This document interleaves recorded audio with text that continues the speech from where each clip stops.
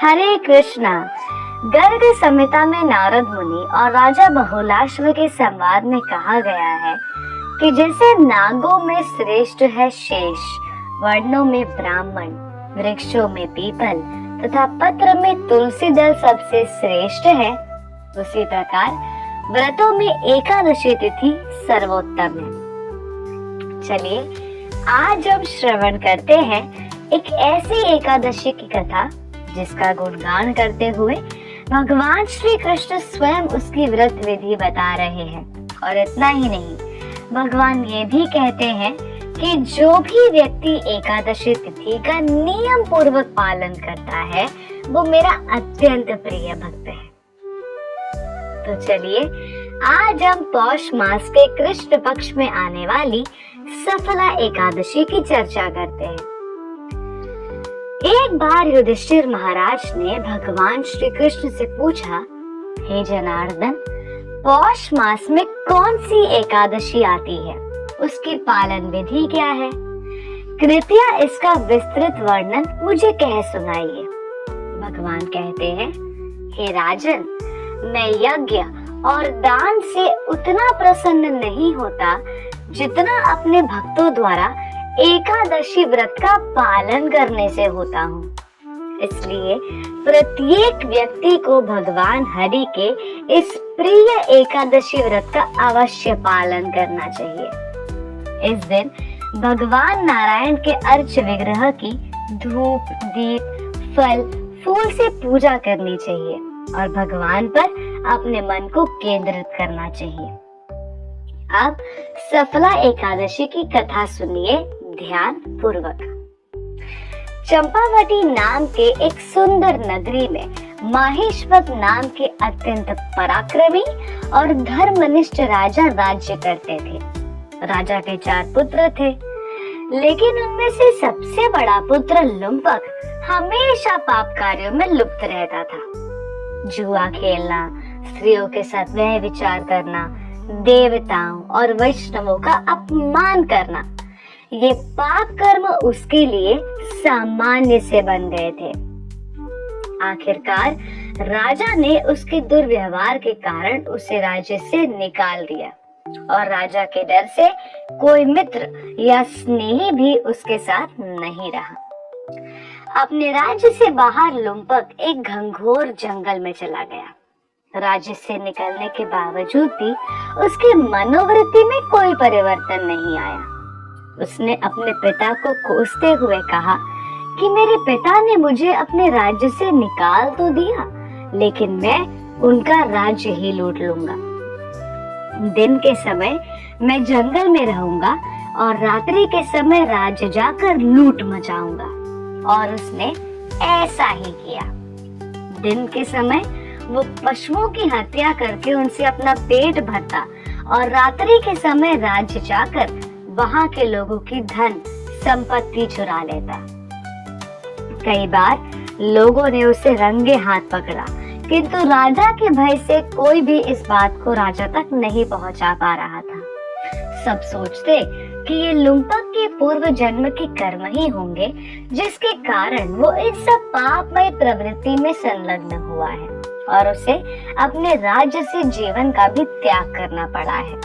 लेकिन लुम्पक के पाप कार्यों का अंत ही नहीं हो रहा था। जंगल में वो भगवान श्री विष्णु के प्रिय अति प्राचीन बरगद के पेड़ के नीचे रहता था। इस प्रकार कुछ समय बीत गया। आखिरकार एक दिन उसके जीवन में एक चमत्कारी परिवर्तन आया और वो दिन था सफला एकादशी का। एकादशी के एक दिन पहले दशमी को लुम्पक पूरी रात ठंड के कारण सो नहीं पाया। उसके पास सोने और ओढ़ने के लिए पर्याप्त वस्त्र नहीं थे और पौष मास में बढ़ते हुए शीत लहरों के कारण उसका शरीर शिथिल पड़ने लगा। इस प्रकार उसने दशमी के दिन अनजाने में जागरण कर लिया। दूसरे दिन प्रातः हुई तो उसके शरीर में शक्ति का संचार नहीं हो रहा था। ठंड के कारण मध्याह्न में वे ऐसे ही उस पेड़ के नीचे पड़ा रहा। भूख और प्यास ने उसके शरीर को अशक्त बना दिया था और इसलिए वो जाकर किसी पशु का शिकार करने में भी सक्षम नहीं था। आज पहली बार उसे अपनी असहाय अवस्था का अनुभव हो रहा था। धीरे धीरे हिम्मत जुटाकर वो उस बरगद के पेड़ के नीचे जितने फल गिरे थे उन्हें एकत्रित करने लगा। ऐसा करते समय संध्या का समय बीत गया। अब अपने इस दुर्दशा पर पछतावा करते हुए पीड़ा से अर्थ भाव से लुम्पक प्रार्थना करने लगा। हे प्रभु, मेरी क्या स्थिति हो गई है? अब मैं क्या करूं, कहां जाऊं?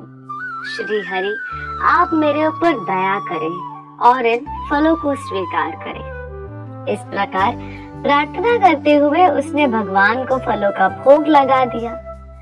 उस रात्रि भी ठंडी के कारण वो सो नहीं पाया, लेकिन परम दयालु भगवान मधुसूदन लुम्पक द्वारा अर्पित किए गए फलों से इतने प्रसन्न हो गए कि अनजाने में ही सही, किंतु लुम्पक ने सफला एकादशी के व्रत का पालन किया था। भगवान को फल अर्पित किया, रात्रि को जागरण किया।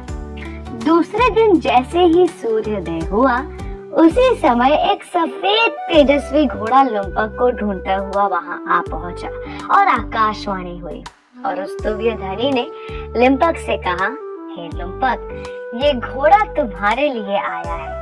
हे राजा महेश्वर के पुत्र, परम भगवान वासुदेव की कृपा से और सफला एकादशी का नियम पूर्वक व्रत करने से तुम्हारे समस्त पाप कर्मों का नाश हो चुका है। अब तुम इस घोड़े पर सवार हो जाओ और अपने पिता तथा परिवार से मिलने के लिए वापस अपने नगर में जाओ। इसी क्षण तुम्हारा राज्य तुम्हें वापस मिल जाएगा। आकाशवाणी सुनकर लुम्पक गदगद हो गया। सफला एकादशी द्वारा अर्जित पुण्य फल से उसका देह पुनः कांतिमान और यौवान हो गया था और वो उसी समय घोड़े पर सवार होकर वापस अपने नगर को चल पड़ा।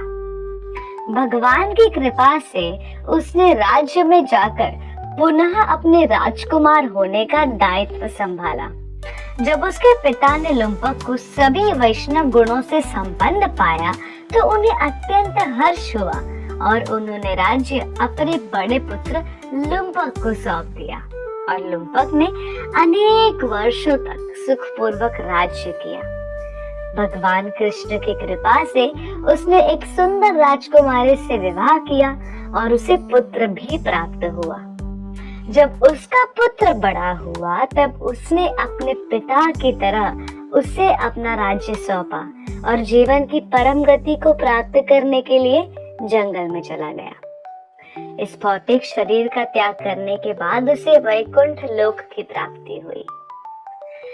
सफला एकादशी के व्रत की कथा का श्रवण करने से ही भगवान श्री कृष्ण युधिष्ठिर महाराज को कहते हैं, हे राजन, जो भी व्यक्ति इस प्रकार मेरी शरण में आता है वो हर प्रकार के कष्टों और दुखों से मुक्त हो जाता है और जीवन के अंत में वो मेरे धाम को प्राप्त करता है।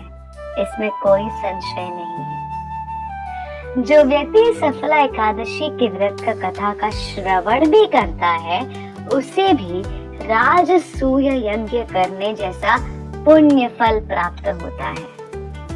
आप सभी को सफला एकादशी की हार्दिक शुभकामनाएं।